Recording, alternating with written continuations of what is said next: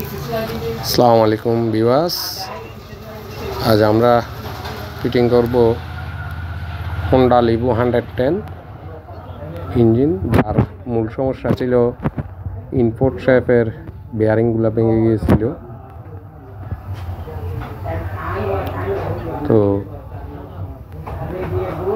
এই বাইকগুলোতে মাঝখানে চ্যাম্পারের ফিটিংয়ে কোনো পেকিং দেওয়া হয় না।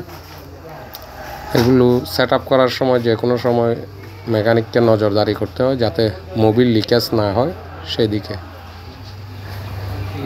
বেশি করে গাম ব্যবহার করলে কিন্তু মোবিল লিকেজ হবে না এরকম না, খুব কম গামের উপর সেট আপ করতে হয়। এখানে নতুন কিছু ছোট ভাইয়েরা আছে যারা কাজ শিখতেছেন, আশা করি তাদের জন্য উপকারে আসবে। উপরে চ্যাম্পারটা বসানোর সময় কিক শ্যাফটটা সেট আপ করে নিতে হয়।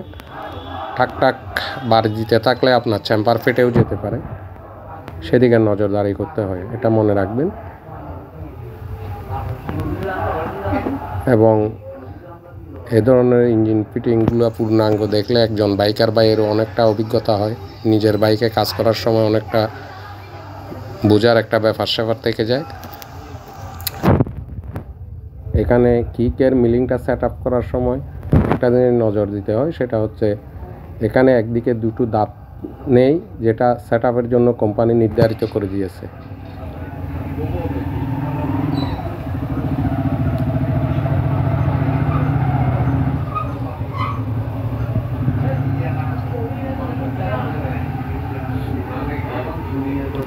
পিনিয়ামটা বসানোর সময় দেখবেন যাতে অয়েল পাম্প পিনিয়ামে আঘাত না করে।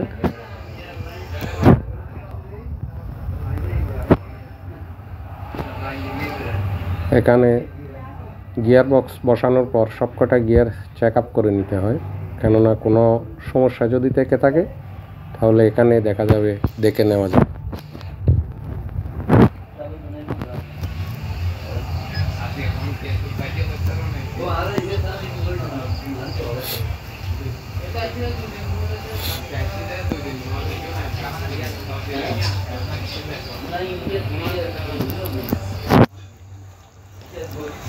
সবসময়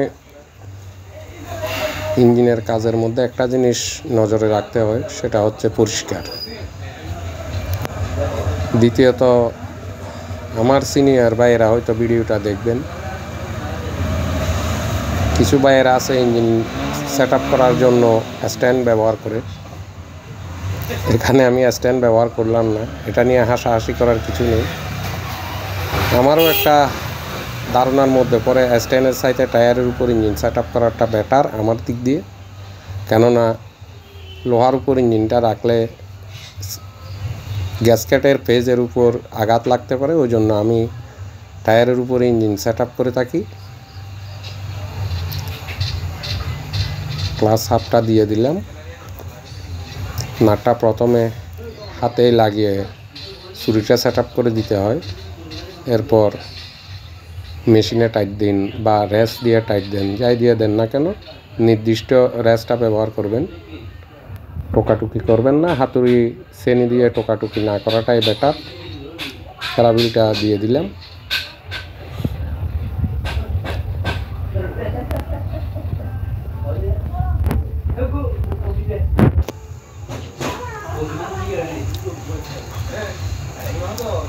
এই প্যারাবিলার নাটটা কিন্তু যথেষ্ট টাইট দিতে হয়, এটা দেখে শুনে দিতে হবে। অয়েল পাম্পের এই বুশ সিলটা যাতে কখনো ভুল না হয়, এখানে ভুল হলে আপনার পুরো ইঞ্জিন সেট আপটাই নষ্ট হয়ে যাবে, অয়েল পাম্প মোবিলটা সাপ্লাই দিতে পারবে না।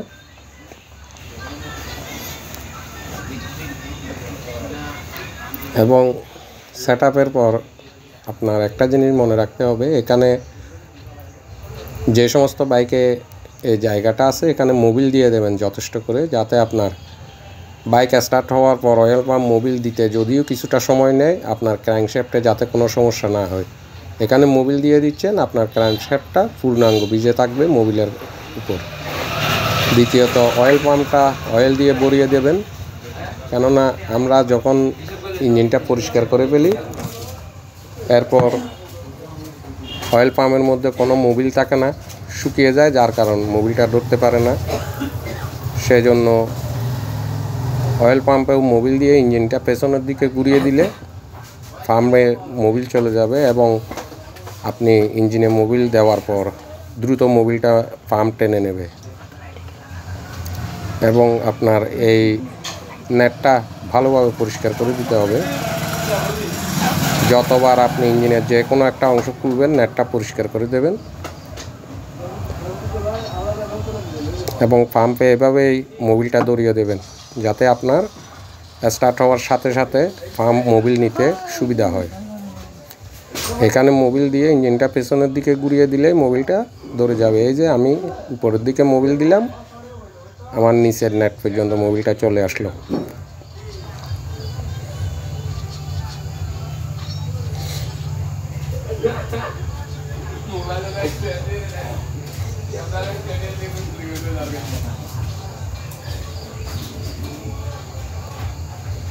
এই বোল্টগুলো যদি মেশিন দিয়ে টাইট দেন তাহলে আপনাকে লক্ষ্য রাখতে হবে প্রথম বোল্টটা যাতে অতিরিক্ত টাইট হয়ে না যায়। অতিরিক্ত টাইট হয়ে গেলে দ্বিতীয় অন্য পাশে একটা বোল্ট টাইট দিতে গেলে আপনার চেম্বারটা পেটে যেতে পারে, যার কারণ এটা মাথায় রেখে টাইট দিতে হবে।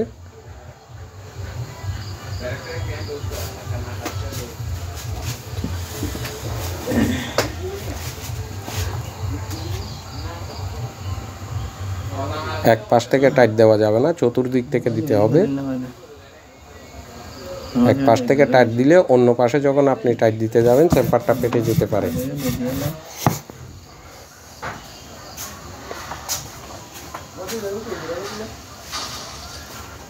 সব সময় সিলিন্ডার এবং হেডের জয়েন্টে যে পিনগুলো ব্যবহার করা হয় এই পিনগুলো দিয়ে দেবেন। অনেক বাইরে দেখা যায় এই পিনগুলো হয়তো বা পাচ্ছে না, হারিয়ে ফেলছে, যে কোনো একটা সমস্যার কারণে পিনগুলো না দিয়ে ইঞ্জিনটা বেঁধে দেয়।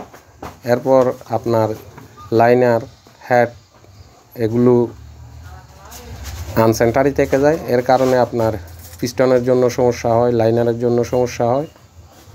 এই লকটা লাগানোর সময় যে কোনো সময় নিচে একটা ন্যাকড়া দিয়ে নেবেন, যাতে কোনো কারণবশত আপনার হাত থেকে ছুটে গেলেও ইঞ্জিনের ভেতর ঢুকে যেতে না পারে।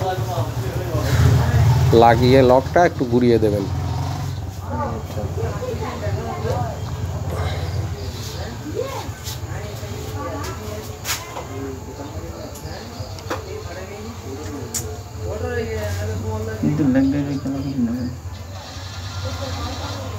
উপরে মোবিলগুলো ভালো করে মুছে দেবেন, যাতে আপনার গ্যাসকেটের জায়গায় মোবিল না থাকে। মোবিল থাকলে গ্যাসকেটের গামটা আপনার অ্যাকুরেটলি কাজ করবে না।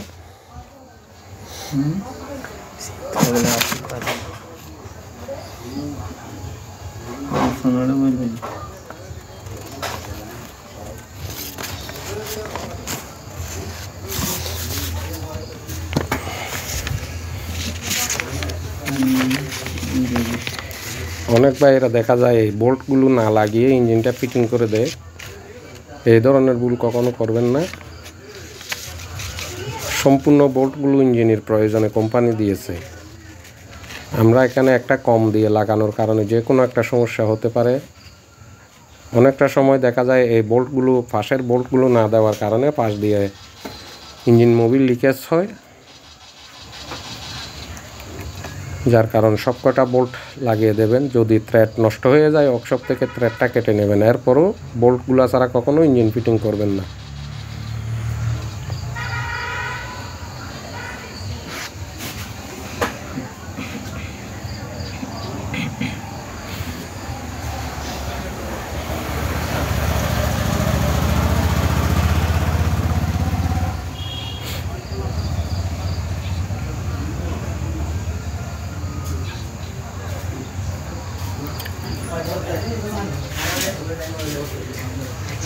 টাইমিংয়ের সেটআপটা লক্ষ্য করুন। এখানে দুটো ডট পাবেন, যে ডটগুলো পাশাপাশি থাকবে এবং পিস্টন টপে থাকবে। আপনার উপরের ডটগুলো পাশাপাশি রাখতে হবে এবং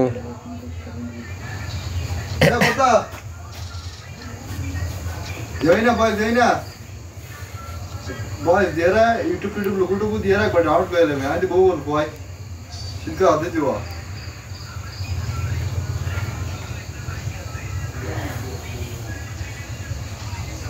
Jadi sore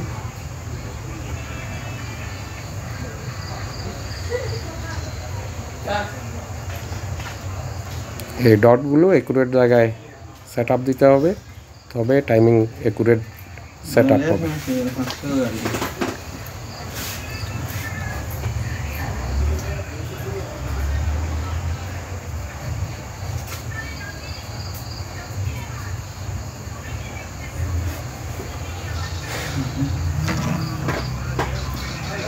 এখানে টেনশনার সেট আপ করার সময় অরিজিনালের বাইরে কখনো হার্ড কোনো স্প্রিং ব্যবহার করবেন না, অরিজিনাল স্প্রিংটাই ব্যবহার করবেন এবং এখানে প্রেসারটা ধরিয়ে দেবেন যাতে আপনি বাইক স্টার্ট করার পর সাউন্ডটা খারাপ না হয়। সেজন্য পাশে একটা বোর্ড দেওয়া আছে যেটা দিয়ে প্রেসারটা ক্লিয়ার করে দেওয়া হয়। আপনি ওই বোর্ডটা খুলে মোবিল দিয়ে প্রেসারটা ক্লিয়ার করে দেবেন, যেভাবে আমি দিচ্ছি দেখতে পাচ্ছেন।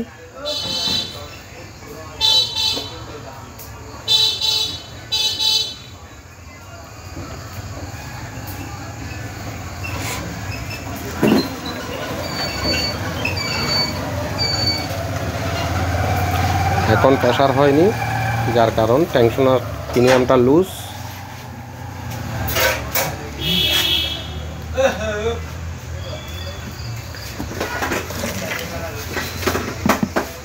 এই ক্লিপটা দেওয়া হয়েছে এখানে মোবিলটা যাতে দাঁড়িয়ে থাকে, টেনশনার পিন যাতে মোবিলটা নিতে পারে। কখনো এই ক্লিপটা ছাড়া ইঞ্জিন সেট আপ করবেন না, এটা একটা ভুল কাজ হবে।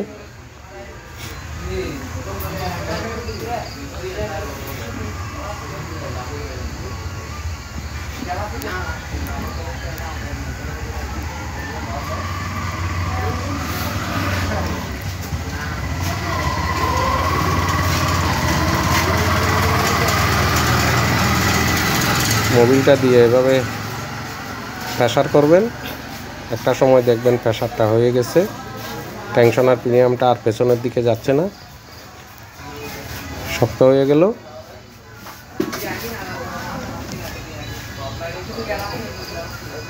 এখানে আপনি প্রথমে বাইক স্টার্ট দেওয়ার পর শব্দটা যে খারাপ হবে তার কোনো চান্স নেই, প্রথম থেকে শব্দটা একুরেট জায়গায় থাকবে।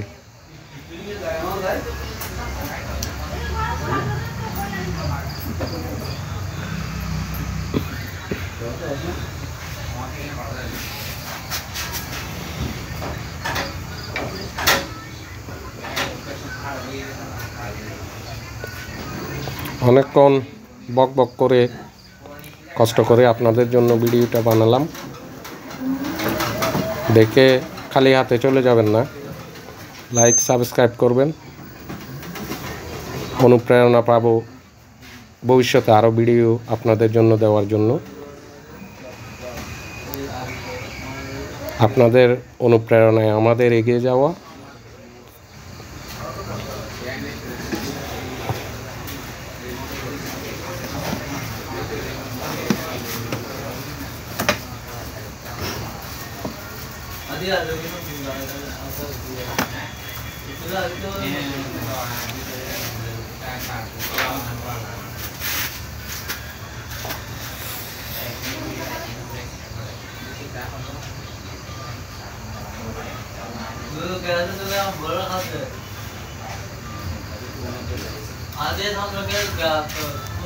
হেডের কাভারে কখনো গ্যাসকেটটা ভালো থাকলে গাম ব্যবহার করবেন না, এটা এভাবে গাম ছাড়া অনেক দিন ব্যবহার করা যায়, কোলা ফিটিং করা যায়। আপনি একবার প্রথমে গাম দিয়ে দিলেন তো গ্যাসকেটটা নষ্ট হয়ে গেল, দ্বিতীয়বার থেকে প্রতিবারই আপনার গাম ব্যবহার করতে হবে, যার কারণ যতটুকু সম্ভব এই সমস্ত জায়গায় গাম ব্যবহার না করাই বেটার।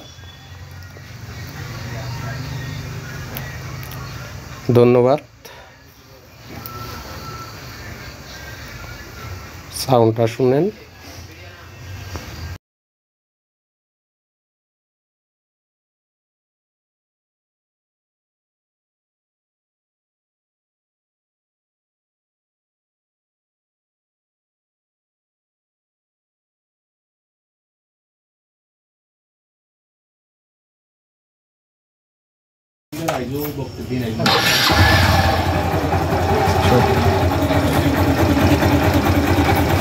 শুয়ে যাবে